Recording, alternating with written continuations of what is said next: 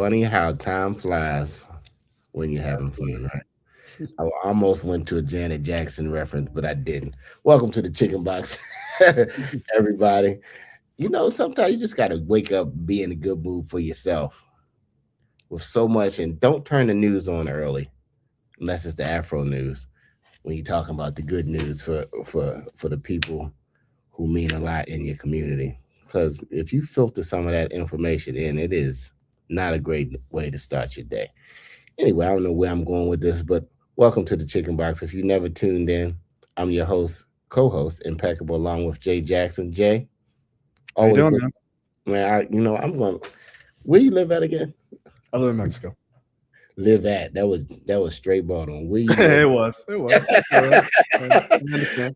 I'm just saying, you always have that Mexican glow. I love it. I'm That's like, just a light. That's just a light in the back. I'm like, I need to get to the beach quickly, right? To the beach.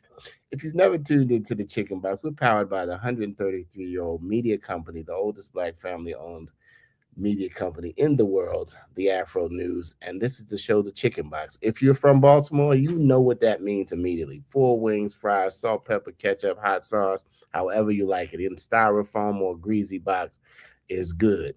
I would prefer it grilled now against the oldie one. I will have mine air fried, but I still like a good chicken box now. But if it's on this show, it's where we get to stand on the box and speak our truth. The great thing about it, you don't have to agree with me. That's what I love about the chicken box, because you could just get up here and say, how people get all mad at each other just because you like blue and I don't like blue, so I'm mad at you. Anyway, that's the dumbest thing I ever heard in my life. But we got something good today. Hope to Leadership, the vision of Baltimore Collegiate School for Boys.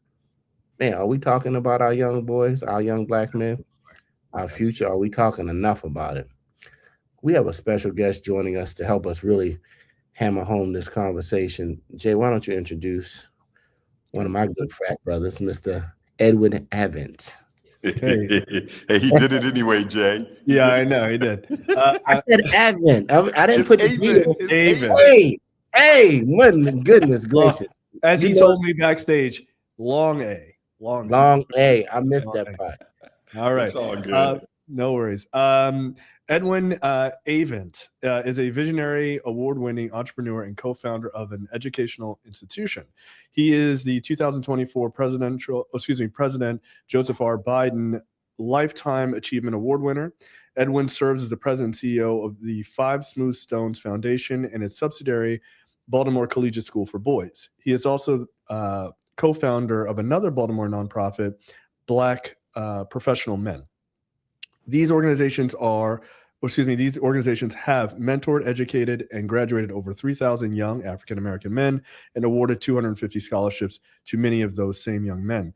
Before helping to launch the school, Edwin was the president and CEO of the Soul of the South Television Network, a regional television network in 28 cities, and the president and publisher of Heart and Soul magazine.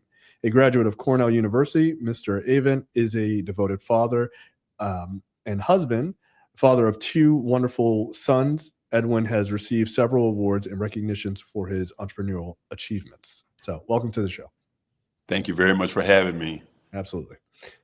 So the Baltimore Collegiate School for Boys, this is your latest project in many projects, and I'm sure just one of the many stepping stones that you have going on. Can you tell people who are not familiar with the actual school what it is? What are you trying to do that's sort of shifting the paradigm on education for young black boys? Well, sure. Baltimore Collegiate School for Boys, we're in our 11th year. We opened in 2015, and our mission basically is to ensure the future of the African-American male.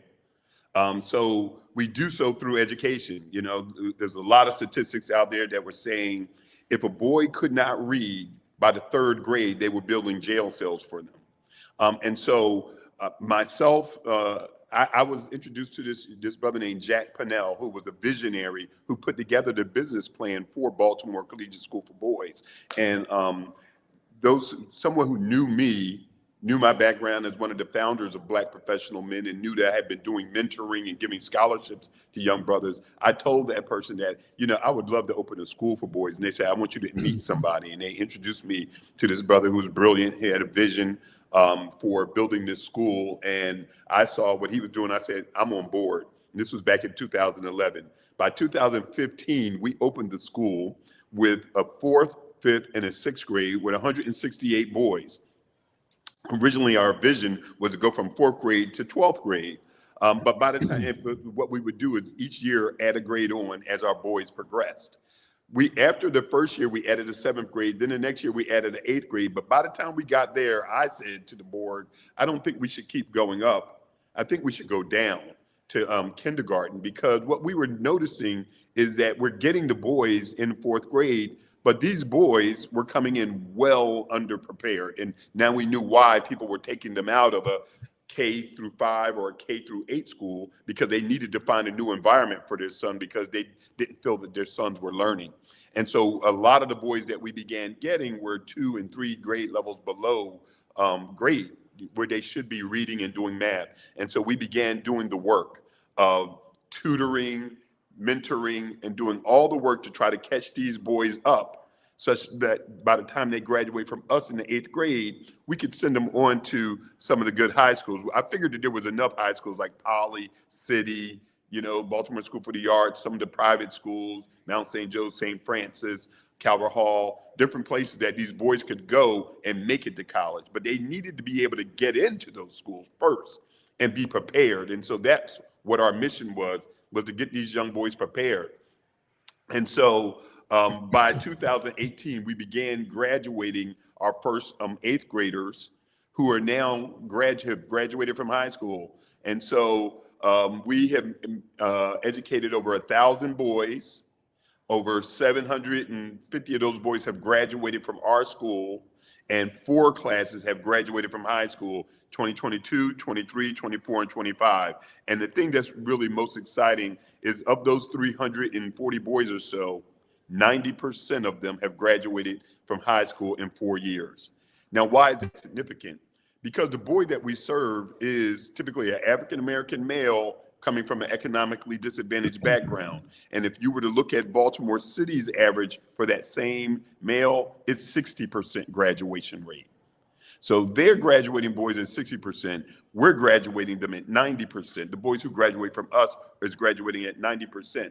Now, if that happened one year, it could have been a coincidence. But it keeps happening year after year, that boys that left our school are graduating at a 90% rate. So we feel like we have a big hand in shaping them. Not only that, all we talk to our boys here about is college, college, college. You walk through our building, you can't miss a college banner somewhere in our school, where we're talking to them about college. We take them to college tours all throughout the city, some of them out of the state. But we begin talking to little Black boys about college in the 4th grade, and they begin believing in themselves. You'll see so many boys who come into our school in the 4th grade who can't read, but by the time they leave here, they are actually going to college, and that's just fantastic. And so we've been doing a yeoman's job of delivering boys. But why does all that matter right now, and what are we here to talk about? Is in charter schools, every so many years, you have to go up for renewal. So you have to apply to the school board again. They send people in to do evaluations of you. They send surveys out. People do surveys, all this kind of stuff, and they gather the data, and then they come up with a recommendation that they give to the CEO, right? So it's an advisory board, looks at everything. They give the recommendation to the CEO, who is right now, Dr. Santelises. Then she makes a recommendation to the Board of Commissioners, which in Baltimore, in other places, they just call them the Board of Education. Here, they call them the Board of Commissioners. And so she gives a recommendation to them. They have to vote as to what they want to do. Well, unfortunately, Dr. Santelises has recommended that we not be renewed and that we be closed at the end of this school year. And so the Board of Commissioners will vote on this on January the 14th. So we're just out here telling our story. We're making sure that people understand what's at stake here. The work that we've been doing with boys since 2015 is making an incredible difference. If you were to come in our school, see how our boys carry themselves, they wear shirt and tie. We inspect them every day. It's almost, some people might look at it almost like a little bit like a military school, but we're really trying to get them prepared to go out into the work world, to be able to interview on jobs. And so if you were to watch how we train our boys, all of them learn how to do public speaking. All of them learn how to shake your hand and make good eye contact. All of them learn structure, discipline, and we hold high standards for the boys. One of the things that's so important that our boys get that they don't get in other schools, we have over 20 men in this school. We have 315 boys. We got 20 men. It's almost one man for every 15 boys in this building. So they get plenty of mentorship in the classroom of our 19 teachers. Let me see, 7 of them are men. Okay, So, I was actually going to ask you that, because that statistic, a lot of people may not know this, and I'm sorry to interrupt. no problem. Less than 2% of teachers in the United States are Black men, right? Yes. Which is an unbelievable statistic when you think about it. It's like there are just under 4 million teachers in the country, and only like 75,000 are Black men across every state. You know what I mean? Exactly. And Black people are not huge populations in every state. So, there are going to be there are definitely Black students who have Black male students, very specifically, who've never had a Black teacher. So never had a Black teacher, never had a man teacher, and definitely haven't had a Black male teacher. Right, exactly. So I don't think people realize, like, when you're growing up, like, your perspective is your perspective. And so you just go, well, everybody, sort of has that same kind of upbringing. But a lot of Black children have never had Black teachers, especially Black male teachers. So the fact that you're almost half of your teachers are Black male teachers is pretty important. I think that's a real standout. So it's intentional. It's intentional. I go out recruiting men all the time because I know how important these male role models are. You see the way I'm dressed, right? I'm always dressed like this, and I probably got about another 4 brothers in the building that they will come suited, totally suited. But then the other brothers, I ask to at least wear a shirt and tie. If you're not going to wear full blazer or a suit, it's because I'm setting a whole different mindset for these boys. I mean, when they leave here and they walk through our neighborhoods, the brothers that are sitting on the corner, that's not the role models that I want them to have, right? I need them to see a different a way that a Black man carries himself. Quite often, the boys see me in the hallway and they greet me, "Hello, Mr. CEO. Hello, Mr. CEO." For some of them, they didn't know what a CEO was until they came here. Now they understand, oh, the CEO is the boss of everybody, right? Right. And they begin to think, I want to be a CEO, right? That's the whole thing. Is if you begin changing a boy's outlook, his vision for his future, he begins to desire that. Yeah. Not only that, I'm always inviting brothers. We have this big event that happens at the beginning of every school year where we have probably about 100 Black men that show up dressed in their business attire or whatever their profession is, and they line the sidewalk all around my building and they shake hands with all the boys as they're coming back to school on the day after Labor Day every year. And and as they go by, every brother saying, that readers are leaders. Or, man, you look sharp today. Are you going to have a great year? They're putting these positive affirmations in their head. And then when they come in the building, these men fan out and they introduce themselves to the boys. How you doing? My name is Kevin Peck. I graduated from Morgan State University. I was a business major, and today I'm a producer, and they're going around and they're seeing all these different men who look like them, who all went to college. Then they'll say, and for me, I grew up in Baltimore. They might say, I went to Poly High School, and then I went to Morgan, and now I'm here. And so my boys are seeing a path.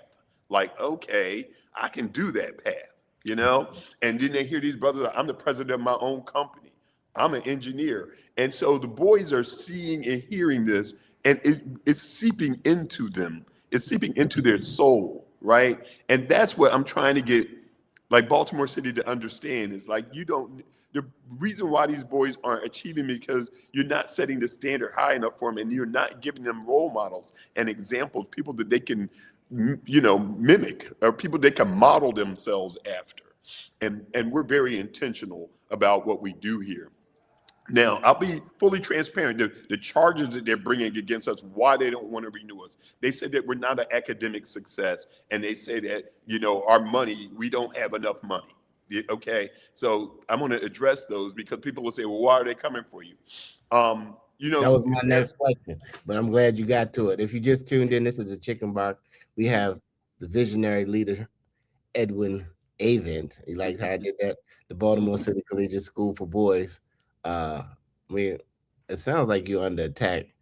We're under attack. And we need to be attacking the streets and the system and everything else in education and challenging everything. Because it's not because we're not smart, because we're smart. It's just, are we not challenged? Have we not turned the light switch, or has somebody not at least shown that they care? That Exactly. we can go to And a I place think where nobody care right. is at the heart. Absolutely.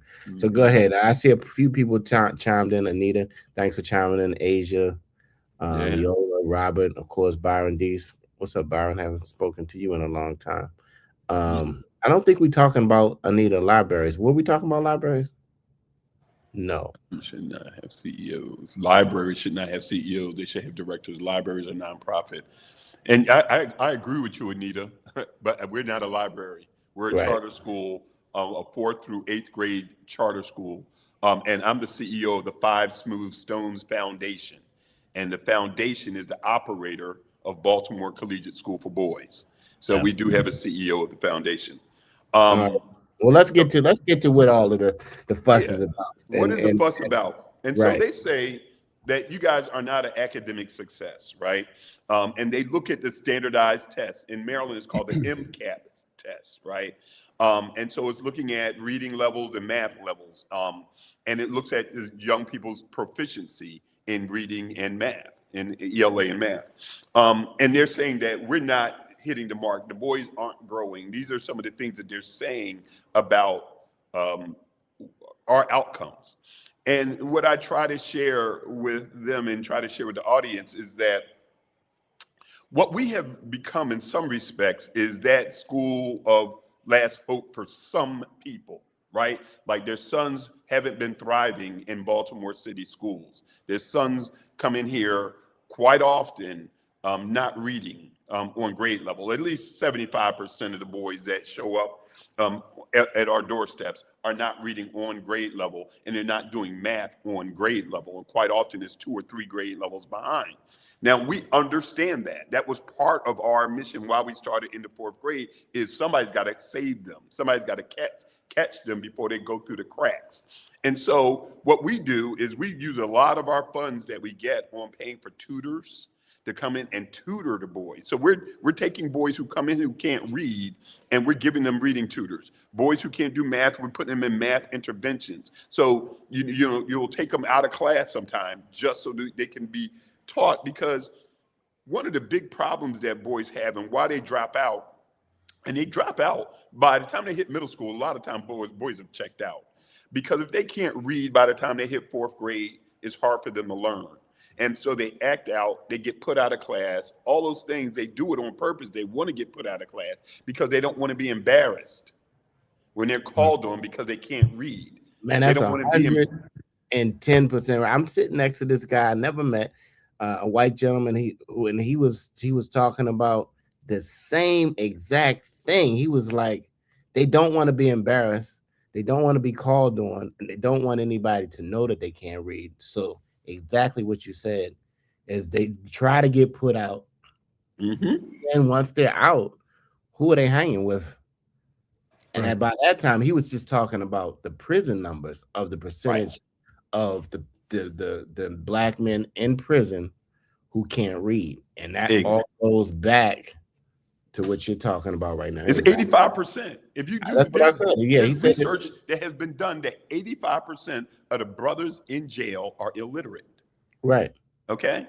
And that's starting at that age you're talking about. It starts at that age. So you teach a child to read from kindergarten to 3rd grade. They learn how to read. 4th grade and above, they read to learn. Okay. And so if you're showing up at our door at 4th grade where you don't know how to read, we got to go do remedial work to catch you up. But by the time, say if I got you in the fourth grade and you're reading at a kindergarten level or a first grade level, but by the end of your school year, you've gotten up to a second grade level or maybe a third grade level. When you take the test, you're still below grade level. Right. Do you understand what I'm saying? You're still below, but did you grow? Did you grow? And that's the thing, is trying to get these boys to stick with school and for us to grow them incrementally, such that by the time they leave us in eighth grade, they have enough confidence to go on to a high school and actually stick in there.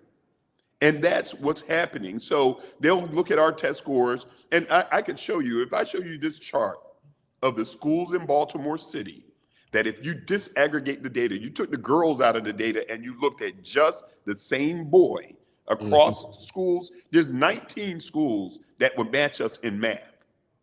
And there's 11 where we're these are non-charter. These are non-charter schools. These are non-charter. These are regular Baltimore City schools that aren't on the chopping block. Okay, they're not threatening to close these schools. These are their schools.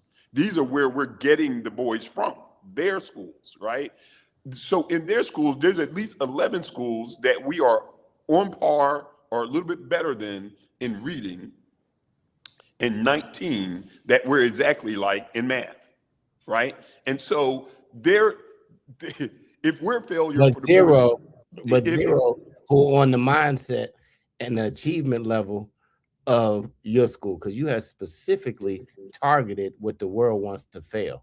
Exactly. And that's what we're saying to them, like, look, you know, our scores may not be blowing anybody out of the water, but neither are your scores. But the difference is we're changing these boys' mentality about school. We're getting them to be confident in themselves and now believe that they can do school. Now you're giving me the extra help, Mr. Avent. You guys are giving me tutors. By the time they get done, they can read. You should see the number of parents that come in here crying about the change that has happened in their sons, not just in the fact that they can read, but the young man that he has become, how much more respectful he is, how much more confident that he is. Some of these boys, sometimes they come in here nonverbal because they have been, you know, shunned or made to feel dumb or whatever at the schools that they were at. Now they come here and they develop confidence, they develop friendship and brotherhood, and something begins to change in these boys, and their parents see it all the time. They wear their shirt and tie. And you know what happens with a boy when him and his friend are sitting on the bus and a lady says, well, don't you two look nice today? Where are you going, right? What does that do to that little boy's psyche? Right. You know, when somebody is saying, don't you look nice? Don't you look handsome? You know, boys are used to people being scared of them. And now they're telling them, don't you look nice? Boy, don't you look sharp? It begins to change the way a boy sees himself. So it's the combination of all these things. If you came to our morning meeting and saw how these young men lead the meeting, fourth graders get up in front of 300 boys and they lead the meeting, right? Those are the things that we're doing to change their mindset. So that was the first thing. It was the academic challenge they brought to us.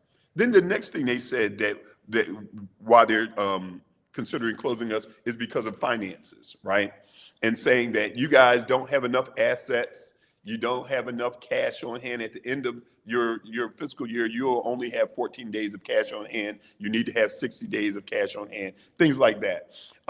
It's a challenge. We got to constantly, I will be straight up, we have to constantly be raising money, right? And this is what is another tragedy, right? This is a public school. Charter schools are public schools. And I want to make sure that your audience understands, we're not a private for-profit company.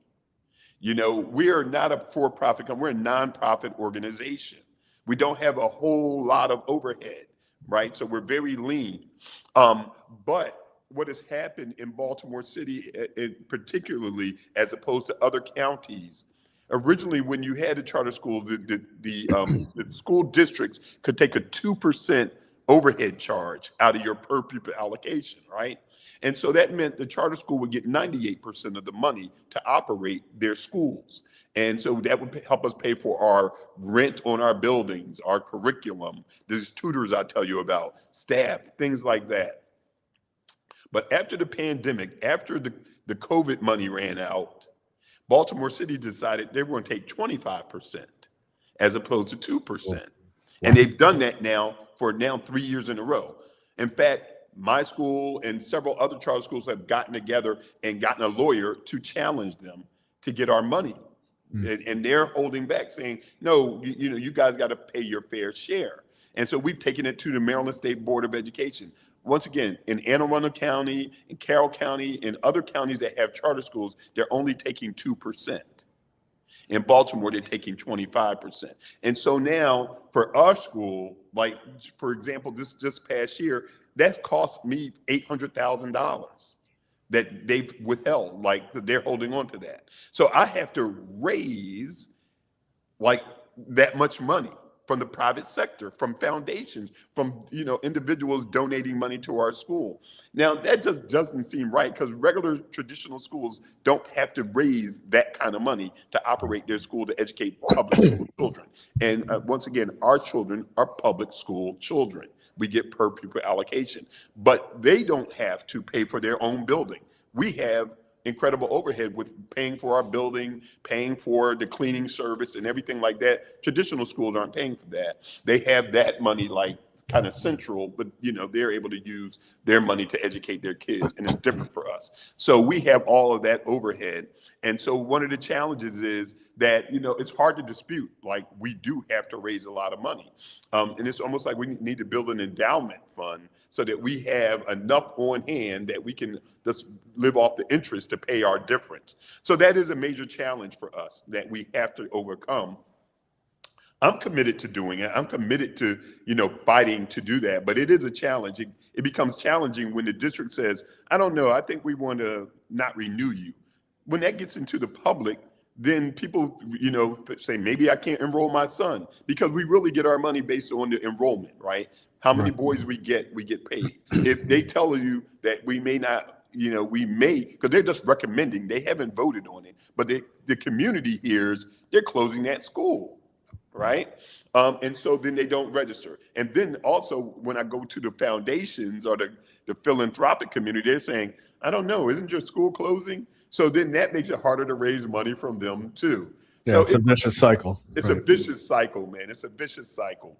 So I think that if we could overcome the money thing, I think that we could really argue hard on the academic thing, saying that I think that, our long-term outcomes are better than yours, and our current boys aren't doing any worse than yours.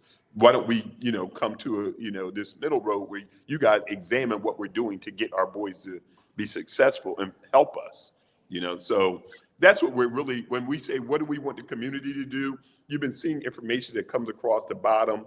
We're asking people to go to our website, baltimorecollegiate.com/renewal. And on that site, we have all kinds of ways. You can sign our petition. You can send emails to the Board of Commissioners saying, keep this school open. If you don't know what to say, we have templates of letters that you can use. We have social media things that you can take, assets that you can put on your website or your social media to help promote us. But we're just asking the community, let's fight.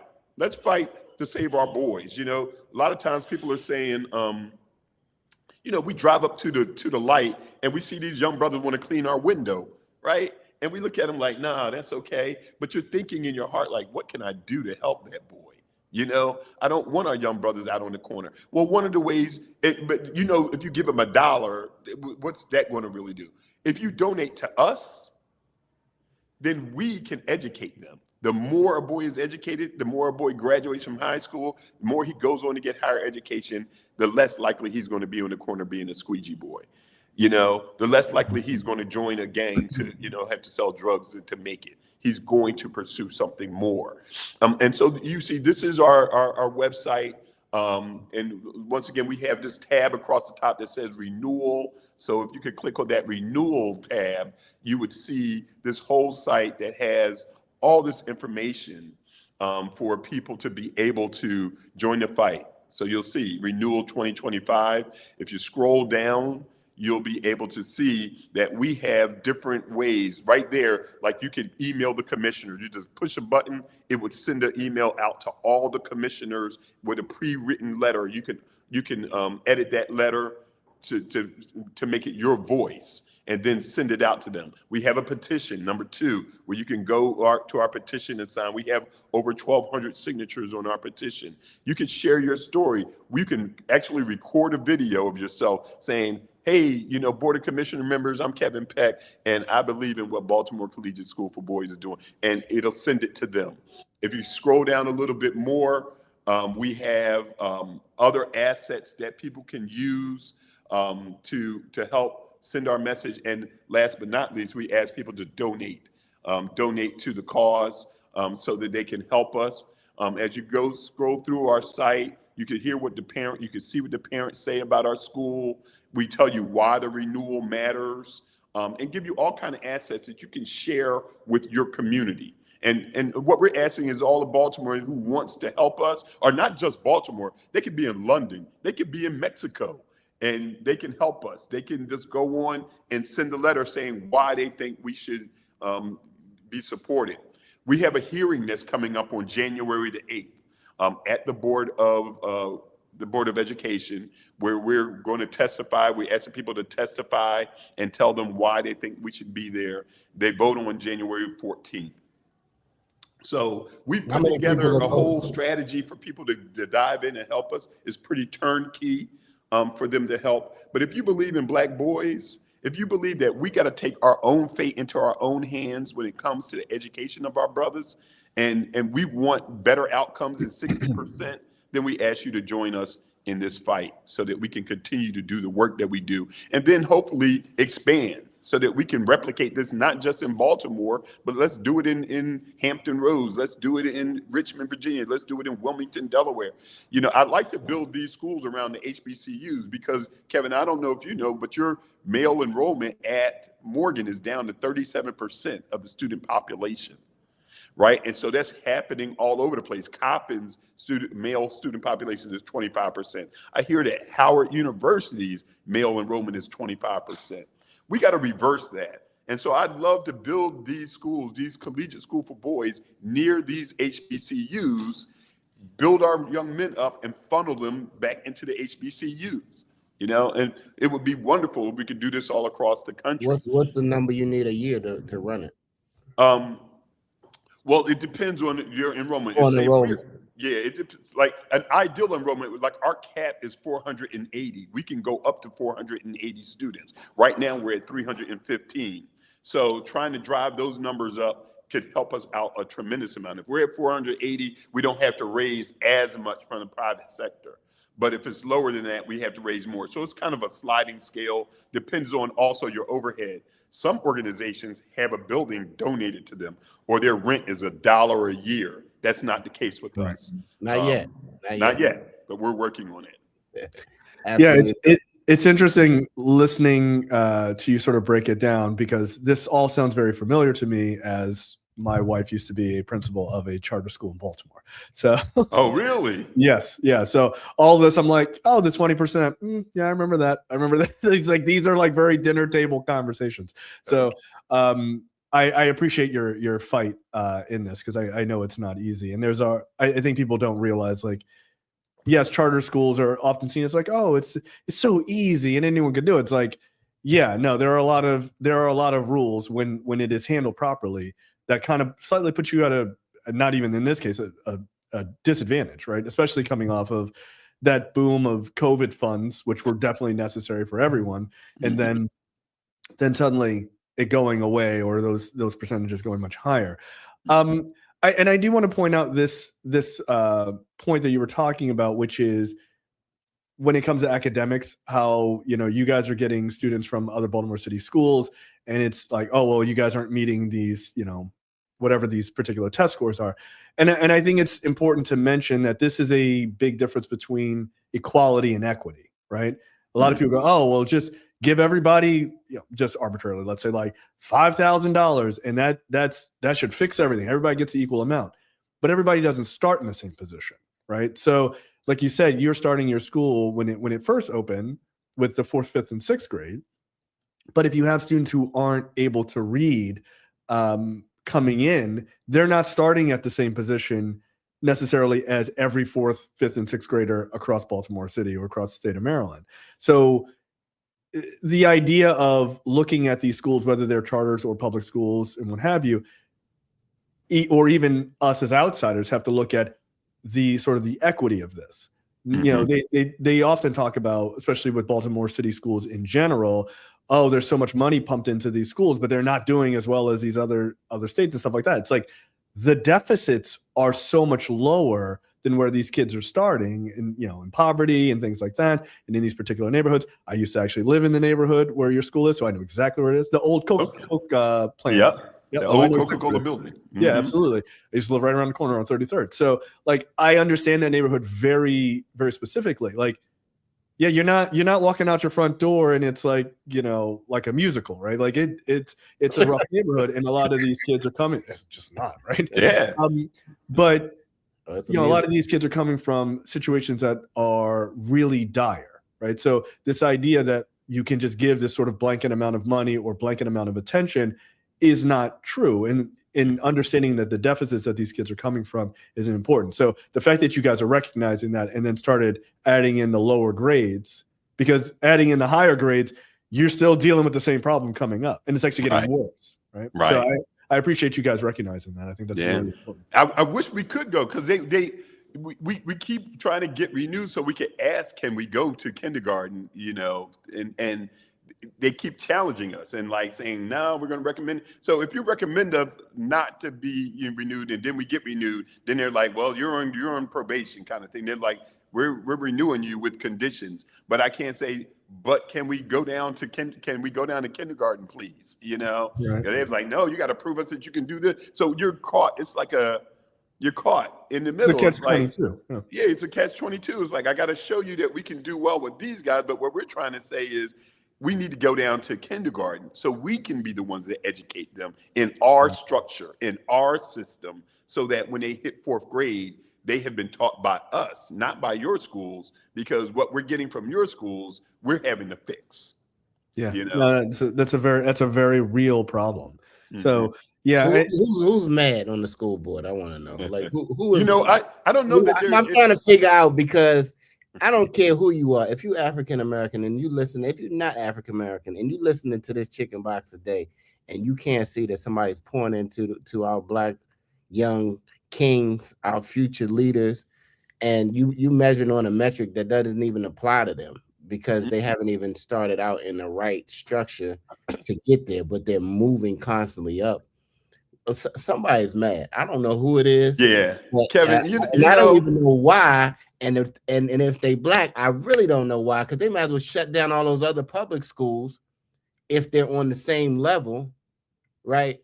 Yeah. And we'll shut all the schools down if you're gonna go by a metric. You need to change all of the metrics, or you bring your whole strategic team in and let them spend time. Let them shadow in every classroom and see how these young men come in. We should just do a documentary, y'all. I'm trying to. As a matter of fact, I like how you said about the HBCUs. We need to leave them alone. I can't stand when it's just somebody who gets on their high horse. Now I'm on the chicken box, y'all. This is what the chicken box is all about. You fired my blood up, y'all. I can't stand when somebody, they messing with our kids. All three of us, we came from. Right. We know. Matter of fact, I still have a rental property on Robb Street, which is right around the corner. You know what I'm saying? So we know what the obstacles are that you just have to fight being a kid in Baltimore City, let alone deal with a hierarchy of people who say you're not improving. But that, just by them having them ties on, I don't know if y'all saw the website. Go back, just how polished those young men look like superstars on those pictures. Yeah, man. And they feel differently. They feel differently, man. I saw your post when y'all was shaking all those young men's hand as they were coming to school. Everybody looked like they were like ready, like we going in to learn today. Not we going in to fool around, fight, act a fool. You know what I mean? Sell drugs, bring some weapons, and none of that. They looking like. As soon as they walk in the door, man, we take their phones. Like, so they don't have their phones all day. We put them in phone lockers. So man, that's where they need to be. Yeah, That's what we, they we need to take do. all the distractions away, and they don't fight. They don't fight it. They know it's time to learn. You Man, if know. I didn't know, I blinked and looked at that picture and blinked and looked at Morehouse. They look just like Morehouse men when they first come into to Morehouse, ready to dominate this new education system. That, Anyway, yeah, I'm man. I'm gonna get upset. If you just tuned into the Chicken Box Show, this is uh Dr. Edwin Avent, Baltimore Collegiate School for Boys, primarily African American boys. I guess any boy could come. Any boy can come. Any Any boy boy can could come. It come. just so happens that 90. This happens that 90-something% of them Yeah. are African Americans, and they are our future, and they are so powerful that they would like to do away with it. And whoever is up there, I don't know who's voting, I don't know, Kev. Look, but bro, it's like this. It's like this invisible hand that's moving behind the yeah, I scenes. mean, but who even makes a suggestion? Oh, we need to close the school down for all, but like,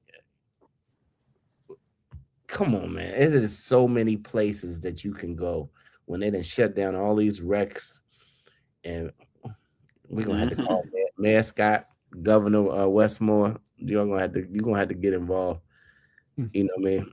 Or whoever out there, we might have a billionaire out there who says, "Look, let's make it a private school, start Yeah. an endowment, and then you don't got to fool with all this Yeah. fools." Hey, Mackenzie Scott, if you listening, Right, There you go. Michael right. Bloomberg, if you're listening, All the Baltimore Ravens. You know what? We don't yeah. really need them. Actually, if That's you know your number, all of us, all men who have come or women who come from Baltimore, we give to everything else. Yeah, we can, and you know, and that's what we're working on, like kicking off this campaign that tries to get all of us, because and that's the thing, like, because this is the Afro, so I'm gonna keep it real, all right?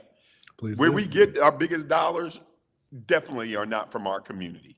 When I get a $50,000 check, a $25,000 check, it's not from my community. And put it to you like that. When I go out to appeal to the people who I would think get our back, crickets.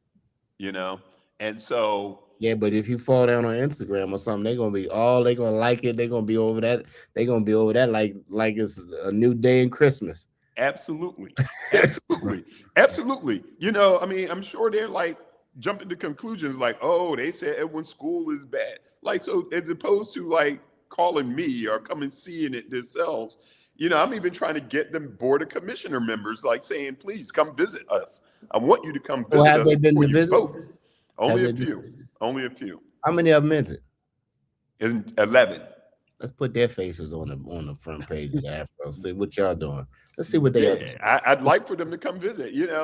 I'm not trying to antagonize any of them. I understand that everybody's doing their job and they believe that they're doing what's in the best interest of Baltimore City children. That's what they believe. And they're using a rubric that I think is skewed, but their rubric, it says, if you don't meet this, then you're not effective. If you don't meet this, you're not effective. And what I'm trying to say to them is that everything is not on the rubric. Everything that impacts the trajectory of children, and particularly of these boys, is not in a rubric. You're not going to capture it like that. You got to get into it's a qualitative thing. Come sit down. What about the and millionaires talk. and billionaires that barely finish high school? What rubric is that? What about all of them with people who have more degrees than a thermometer and they can't find a job and they still looking for a job? Come on, the rubric is it needs to be broken. It needs to be. If you found I got something a that's cup. I'm over working, here in London. I'm like, I'm about to break this cup. When you said, I said this rubric needs to be broken. I'm sorry, y'all. I'm just passionate. I'm not but yeah. passionate about if you don't have a boy, if you have a boy or you have a son, or if you get a chance to impact young black men, you will be passionate too. So whatever it is, go in there, renew. I don't know how our voice makes a difference to these 11 when they get in the room, but they need to come on. It's about to be the holiday, right? When they gonna come check out the school? I don't know, man. I mean, because after the holiday, we don't have much time before they vote, and so I'm trying to invite them. Come and see. We'd love for you to come and visit us. We want you to come in here and see what we're doing. Talk to us. Just sit down and talk to us. About what we need. Like, to me, I have the data. It's like, if you want a question, when I'm telling you these graduation dates, what I've purposely done is I've taken the boys that went to private school out. I've taken the boys who moved to the county or moved out of state and just focused on the boys who stayed in Baltimore City schools. So they left here and they went to Dunbar, they went to Poly, they went to Forest Park, they went to Baltimore City schools, not even county. I don't count, just there, because I know from that perspective, they can go in their computer and check me. They can fact check me, right? Like, and that's why I'm focusing on the boys that stayed in your school. If you fact check me, you will find that I did not make up the graduation rates. They actually are graduating from your schools at these percentages. Okay. So for me, you need to look at that and say, how are they doing that? You know, because it's a coincidence. Is it a coincidence or is it correlation? Because it's our boys are doing it and they're doing it at different schools. So we're asking them to look at that before you vote to close this. Come and look at that and then ask the question, like, if we, and here's the other thing, we track all of our boys through high school. So I've told you about the 4 classes that have graduated. There's 4 classes that are now in high school. In the 12th grade, over 90% of our boys are still in school. The 11th grade is like 94%. In the 10th grade is 98%. And in the 9th grade is 100%. So our boys are still in high school, over 90%. So we're projecting that those boys too will be graduating at a 90% rate. So there's something, why are our boys staying in school and not dropping out compared to yours that are dropping out at, you know, if only 60% are graduating, then 40% aren't. Right. Again, Okay. It is the argument of equity versus equality, right? Like, you guys are providing an equitable difference to these boys' lives as they're coming into your school, and that is resonating with them as they go out into these high schools. Now, you guys have been around for, you said 11 or 12 years? This is our 11th year. This is your 11th year. Yes. Do you have any sense of how many of your students, your former students, have graduated college? I'd be interested. Well, they're just seniors now. The first okay, class, right, because they were the first class are seniors now. Got it. And right now we're averaging about a 46% rate of the boys who graduate from high school being in a 2 or 4 year college. Okay. About 46% of them are 2 or 4 years, but then others are in trade schools, and you know, a few have gone to the military, and so but we're tracking. We want that number to be higher. You know, it may actually be higher. Some boys, they aren't communicating. It's hard. I have a director of alumni affairs, and he's trying to track all these boys constantly. To stay on top of where they are, but from the responses that we're getting right now, we know we're around 46% of them are in college. We got them at Morehouse. We got several at Morgan. I think we got about 15 boys at Morgan now. At Morehouse, we have 2, and Coppin, we have about 12. So UMES has about 13 of them. So a lot of them stay in state, but we got boys. Derek Queen, if you like basketball, Derek Queen, who went to the University of Maryland, then got drafted. He's one of my alumni. So he's playing for the New Orleans Pelicans. He may be the rookie of the year, but he graduated from here. When he was here, we went 70-0, and we won 3 middle school championships. Wow. Yeah. So, but we got boys that are just doing it, man. They're all over the country. We got a boy that's getting ready to go in the NFL draft. He's at Ole Miss right now. He'll be going in this next draft. So we just got guys that are doing I mean, some of the stories, when you hear some of the stories of some of these young brothers, this grandfather came on, I was on a podcast, or it was like a webinar thing, and this man came on and said, he told me that he took his grandson and granddaughter from his daughter and her husband because they were abusing the kids. They weren't taking care of the kids. So he took them at 5 and 3 years old. And he said the boy was nonverbal. He didn't do well in school. He wasn't reading. He wasn't doing anything. He brought him to us in the 4th grade. And they said between the 4th grade and 8th grade, he became a whole new person. And she said today he's a sophomore engineering major at Morgan State University. The grandmother, they got on, literally, they crying. They like, it was his time at Baltimore Collegiate that changed his life. He began talking. He hugs me. She said he hugs me and kisses me. He said, but when he was a little boy, he didn't want to be touched. He was nonverbal. you know. And so just the life-changing things that are happening with boys that come through our school, and the experience that they've gone through is just nothing short of amazing. Well, I thank you for that. That's amazing. That's a great story. Mm-hmm. Yeah, the time is getting near, guys. But the subject we're talking about is even getting closer to decision day. Yeah. Well, we're just gonna put some prayers up that these people would have a change of heart, or they come take a look. And Yeah. and if not, talk to some of these grandparents in the community, some of these parents. Matter of fact, come talk to some of the students. Yeah, better yet. And the former students. If you just tuned in, this has been a conversation about the hope of leadership, and the vision, which has already been cast. If you missed it, go back and watch it, about the Baltimore Collegiate School for Boys, making an impact. Don't worry about these scores. Let's get to the impact. What kind of impact are you making in a human being's life, especially a Black young man? That's what needs to be measured. Right now, I'm on the chicken box, y'all. So I'm on the box. Jay, you go next. I'll save you, Edwin. You know, I appreciate you for all you have done. You've always been a leader in the community, Edwin. From all of the different ventures, you know, you've been a serial entrepreneur, and now you're at the point in your life that you really, not that you didn't pour into to kids before, but that your full-time mission is to really change the narrative, not only here but around the world. And sometimes you got to go outside of Baltimore to come back to Baltimore, right? If it must be, because the mission still has to be accomplished. You know what I mean? 11 people in some silo living on a rubric can't determine what your destiny is, especially if God gave you the vision and He's with you on this mission. So I just say, everybody, go to the renewal tab and show your support for this institution. Check them out. See what they're really about.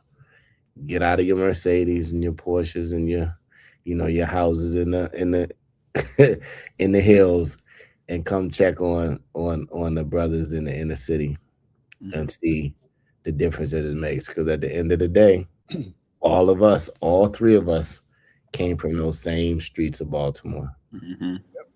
Well, you know, actually, I came from the streets of Philadelphia, but it was the same similar neighborhood than Oh, this. yeah. You ruined the whole thing. You ruined I know. Ruined the whole thing, Philly. The streets are crazy. The story is the same. Like I said, So we were close. My mother was a 35-year school teacher in Philadelphia.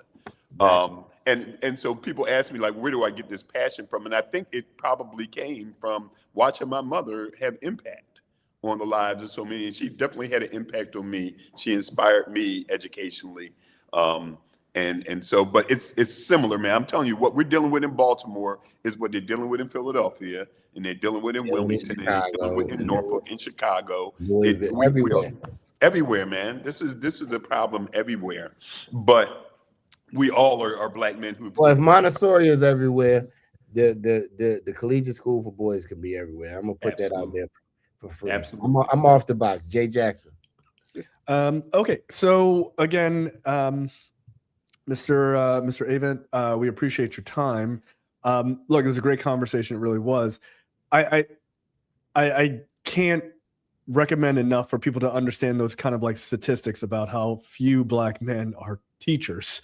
And so when boys do not see people who look like them, and that is a powerful, powerful thing, to just see people who look like them every day in positions of leadership and guidance, it makes a difference. And the fact that you guys are not only doing that, but many other things to sort of put what I would say, better standards, better guidance, whether that's wearing a tie or not, but it's about what you're focused on, which is doing better and not sort of, allowing anything to go as far as education, as far as their discipline and things like that, I think are really great. I hope that the board sides with, being reasonable and understanding that, you guys are starting with students who are at a large deficit. ironically, because of the system that they're a part of, which, whatever. That's a whole different conversation, I'm sure. Not to cast dispersions on anyone, but I hope that they can understand that what you guys are doing for those boys as they come to you is significant, and it's changing people's lives.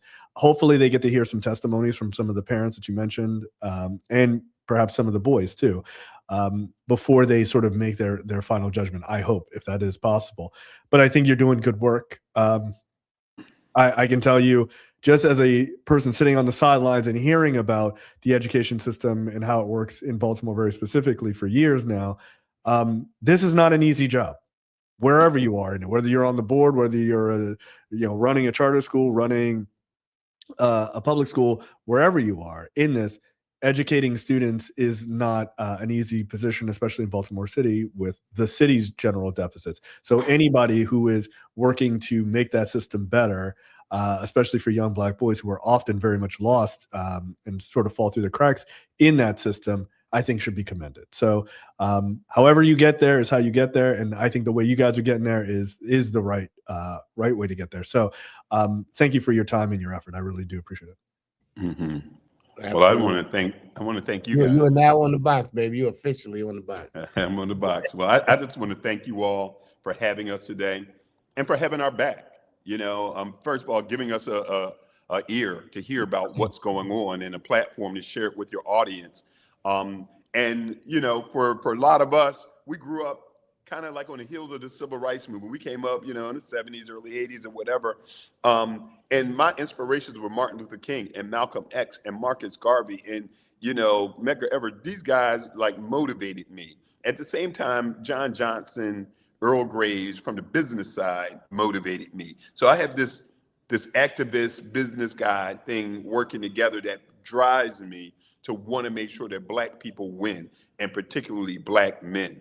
And if Black men win, then the entire community wins. Because if they win, they can be fathers, they could be husbands, they could be homeowners, they pay taxes, they contribute to society, and they give back. And that strengthens our entire community. And then that strengthens the entire country. So I'm here to fight for them to the end. And I'm just asking everybody else who feels the same way about that, we're not just going to talk about it, we're going to be about it.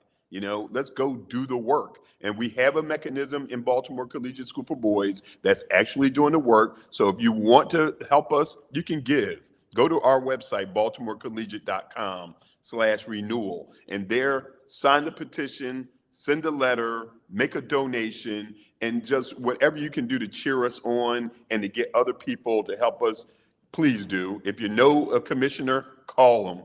If you know the mayor, hit them up. If you know the governor, hit them up. But if you know a big donor who can make a donation to us, hit them up. No matter what you do, all of it will go towards these young men and changing their trajectory. And so I just want to say thank you to all. I want to wish everybody a happy holidays. And, I look forward to coming back and joining you guys on the box, and hopefully with some great news in the future. Hey, awesome. 11 people not going to be able to shut the dream down, baby. Come on. Yeah. They didn't even have the internet and everything else when our forefathers, the men that you said were your mentors and made a difference. So it's going to be what it's going to be. But guess what? You're going to still impact the boys. I'm going to still. Jay's going to still. We got you back here at the Afro. So we appreciate you all. And we're praying. We're all praying men. And so we prayed about it. Yeah, but we pray. But you got to open up your mouth too. You can't just pray in the closet. You got to open up your mouth and do something too after you. They prayed and then they went to battle. They blew that horn and they said, "Let's go. Let's go. Okay, enough is enough." Faith without works is dead. Right? Dead. Absolutely. Look, happy holidays, everybody. It's not the final episode, but anyway, you said happy holidays. So, and remember, go call a senior.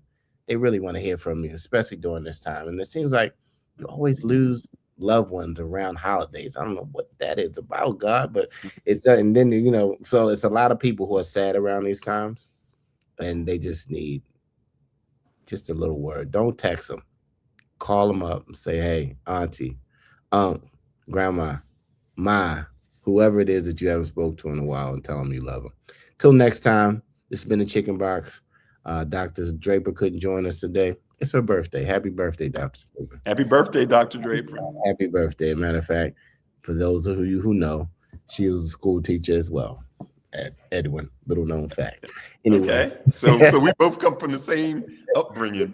There you go. There you That's what's go. up. Hey, have a great day, everybody. Thank you, Jay. I'm coming to Mexico, bro. I'm coming. Talk to you man, later. it's warm down here. Yeah. Take care, guys. Take care. Bye-bye.